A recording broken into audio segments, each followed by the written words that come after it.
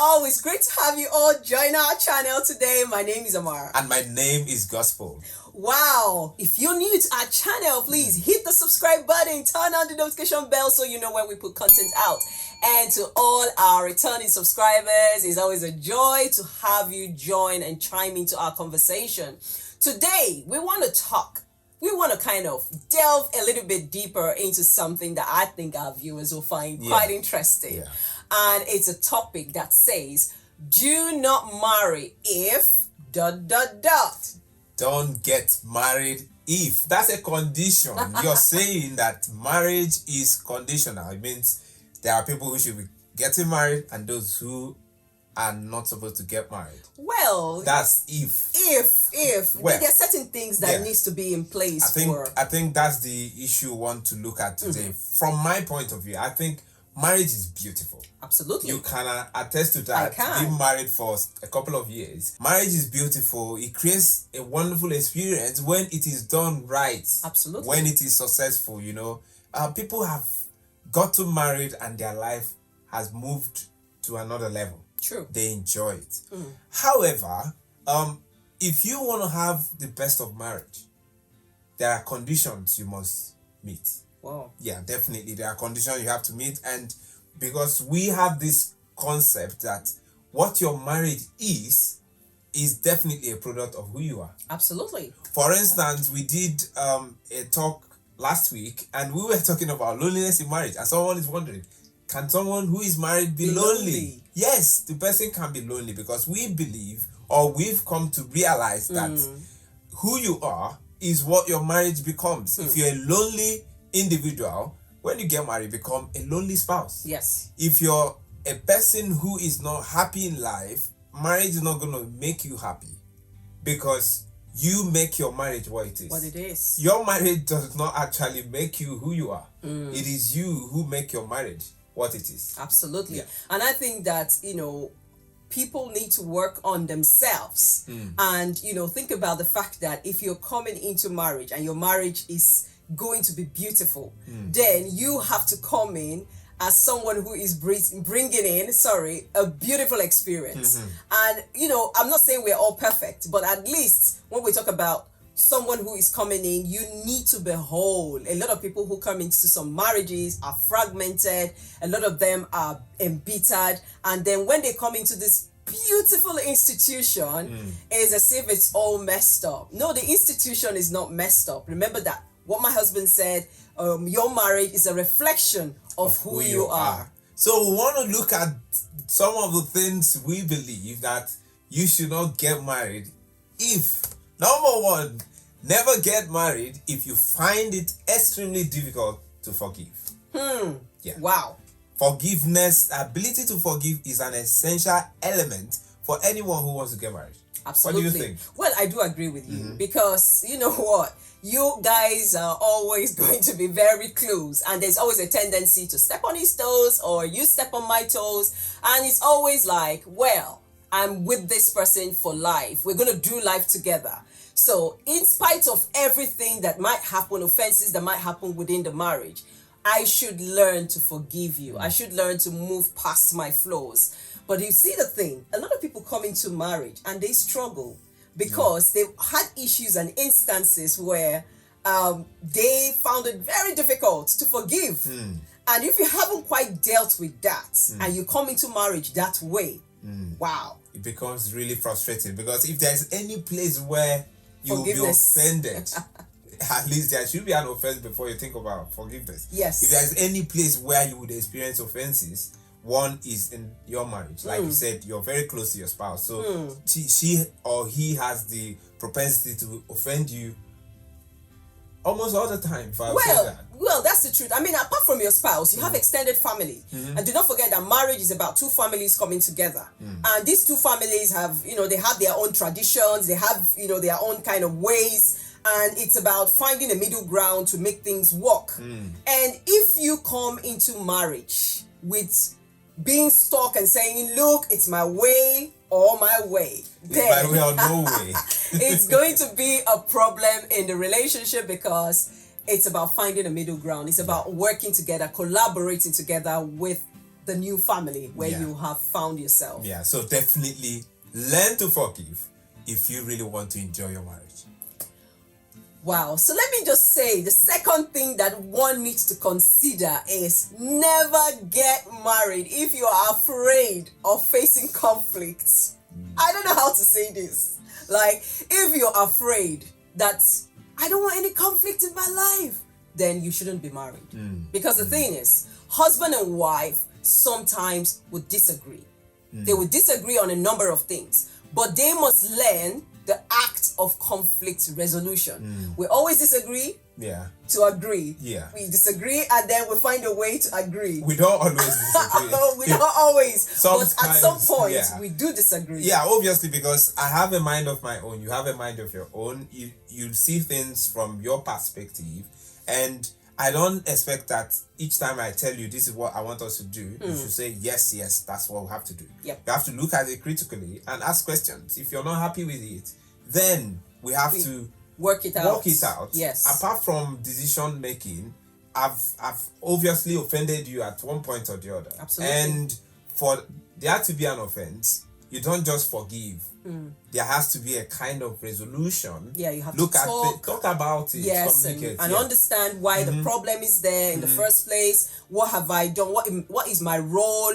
What is his role? And then we kind of find a way to deal with it and possibly not allow it to repeat itself. Yeah. And we learn from it and we move on. So if you're scared of conflict, the fact that maybe during your being single, you always learn to sweep things under the carpet and, I don't want to talk about it. I don't want to deal with it. I don't want to, look, you cannot keep sweeping things under the carpet because it's going to one day come out all as a volcanic eruption in a different dimension. Could be unpleasant in the relationship. So we need to deal with the conflicts that we face, but respectfully dealing with them amongst ourselves. Yeah, apart from even within conflict between you and your spouse, there is also extended families that you could have conflict with.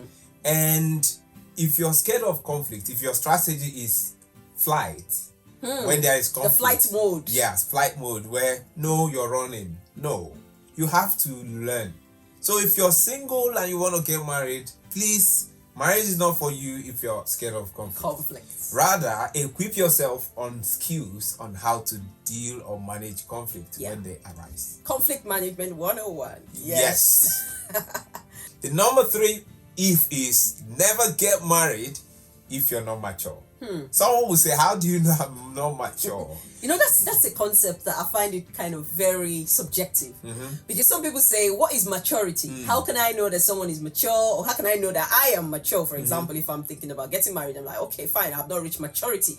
How do you know that someone is mature? One of the ways to know is, do you blow your fuse when there are issues? So linking it back to the conflict thing, how do you manage your emotion? Are you able to stay cool and think rationally?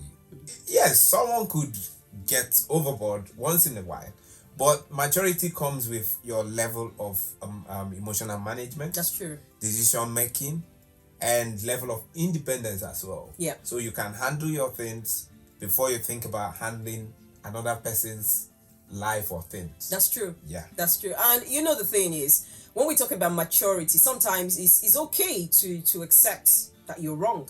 And it takes a level of maturity for you to come to that point where you embrace your flaws, your weaknesses, and you acknowledge, yes, I'm wrong, and then you apologize and move on.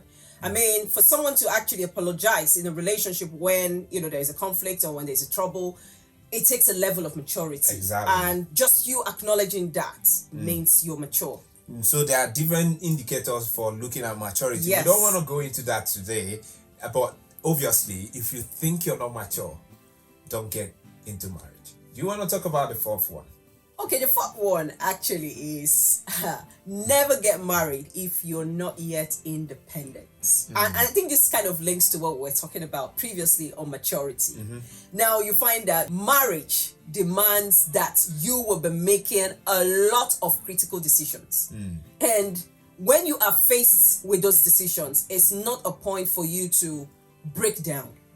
It's a point for you to think about what do you have to do to to navigate that difficult, challenge that you're faced with. The difficult decisions that you have to make in marriage, is not something that you have to depend constantly on your parents.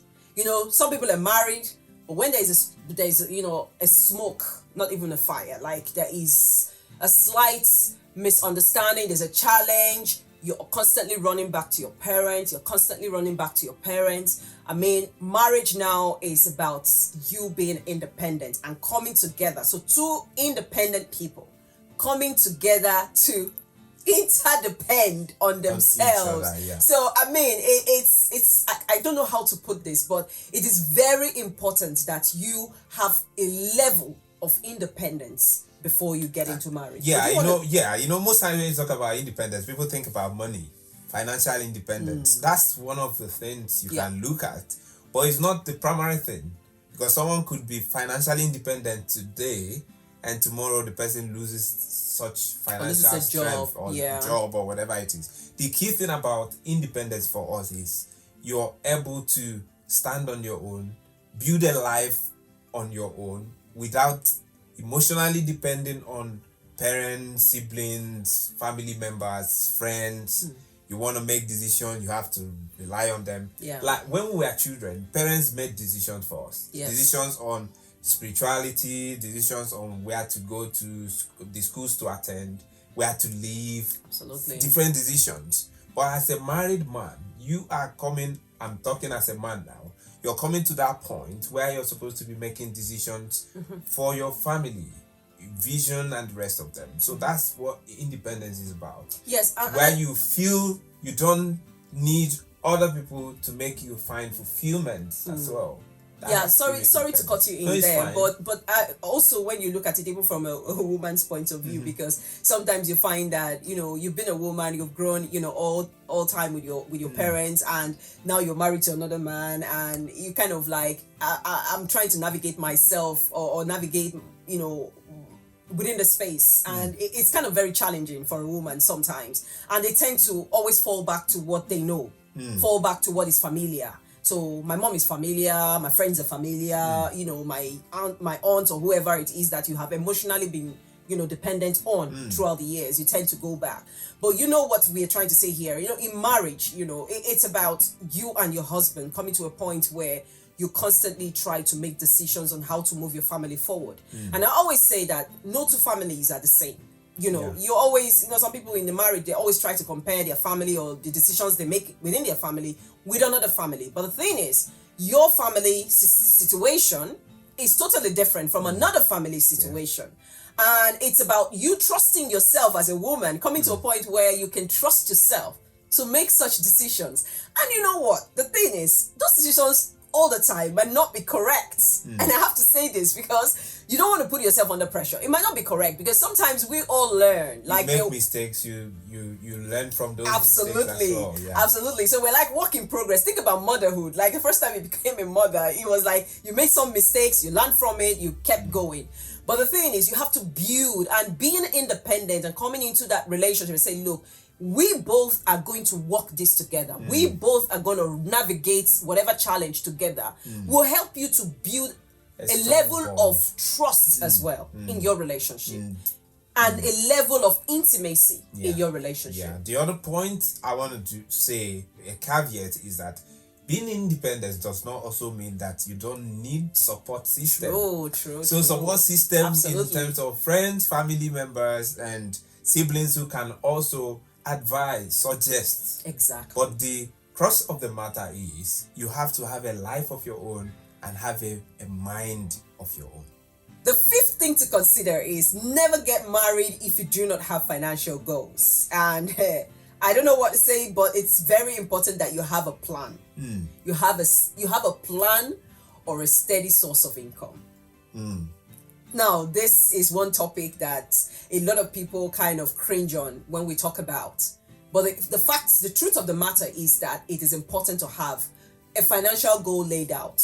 You might not have all the millions in your bank account, and you might not have all the money or stacked up, but it is very important that you have a plan on what you need to do with even the money that you have now, no matter how small or how much it is. Yeah, someone can also argue that the most important point is not even having money in your bank account. Absolutely. Is actually having a long-term financial plan. True. For your life and your family.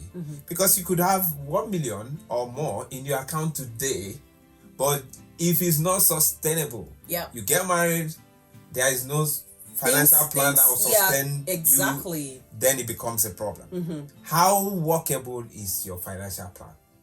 What's your 20-year plan? True. What's your lifetime plan in terms of money?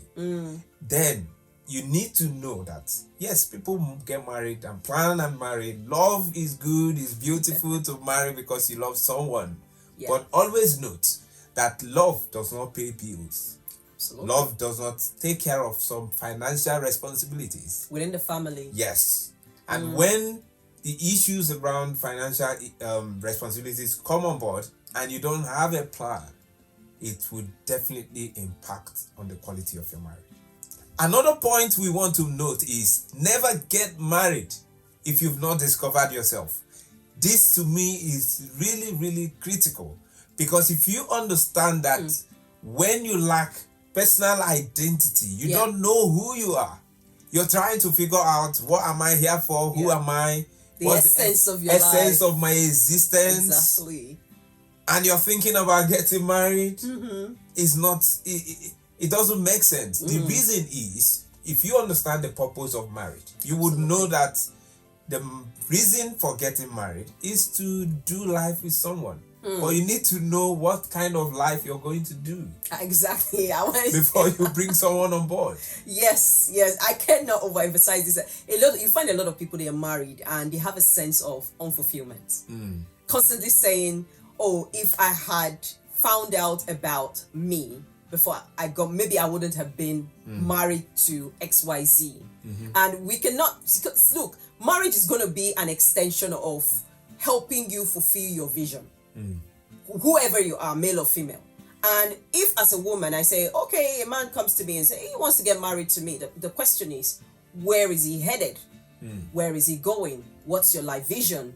Because I want to know, where am I coming to help in all of this? And if you do not know what you've been wired to do, how do you know when you find the person? And this is why you have a lot of people get married and there's constant bickering, there's constant quarreling in the relationship because he doesn't want me to do what I want to do. And he's like, oh no, this woman is not following my footsteps, she's not submissive, she's not this and that, and there's a constant conflict in the relationship. Never ever get married if you have not discovered your vision, if you've not discovered who you are. And you know the thing, your vision and who you are interlinked. But then there are people who are in the search for self-discovery. In the search of why they are here. And they've not answered those questions. And they think marriage would help them answer those questions. Until those questions are answered, there is a sense of emptiness. There's a sense of unfulfillment. Marriage is not going to fill those voids. It's not going to fulfill you. So true. Find yourself. When you find yourself, discover your vision, then two of you will come together. Marriage becomes a springboard that will help you to launch into self-actualization. Absolutely. Where you make impact and people will wondering, wow, I love these married people. Because you know where you're going. That's true. The 7 points to note is, never get married if you cannot do without marriage. Is it? It sounds a bit... No, just pause about it. Think about it. Never get married if you cannot do without marriage. Because now people are kind of like, it's like thinking about it, because even while saying it, it sounds a bit off. But the thing is, marriage is for those who do not need marriage to be happy. So you don't need to be in a marriage for you to say, oh yes, now I'm happy, I'm fulfilled as a married person. Never get married if you cannot do without marriage. Marriage is not for people who are half full or people who are half empty. Marriage is for people who are complete, whole, confident, self-fulfilled. In fact, they love themselves the way they are.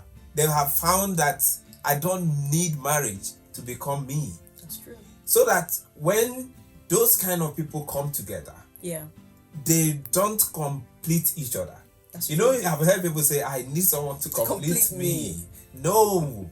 If you're not complete, then you're going to be a problem to the person who is married to you, because you'll be seeking affection. Fine, it's good to seek affection and affirmation from your spouse. But when you don't have it, there's this sense of frustration, sense of he doesn't love me enough. Yeah. It doesn't. Or when you're dependent on him for those things. Exactly. Then if it's not forthcoming, then you feel less of yourself. Exactly. And I feel that it's burdensome for you to put your sense of fulfillment on your spouse. It's burdensome. Your spouse cannot fulfill you, cannot make you feel fulfilled. It can affirm, oh, you're wonderful, you're doing it great, but if you do not have that sense of fulfillment and affirmation from inside of you, I think it's a lot of responsibility to put on somebody else. Yeah, like what you're saying. Whatever he says to you, whatever she says to you, should be a confirmation of what you already know. That's true. So that if it comes from him all the time, fine. If it doesn't affect how you feel about yourself. Yeah. So that's the point. You're not coming into marriage to be complete.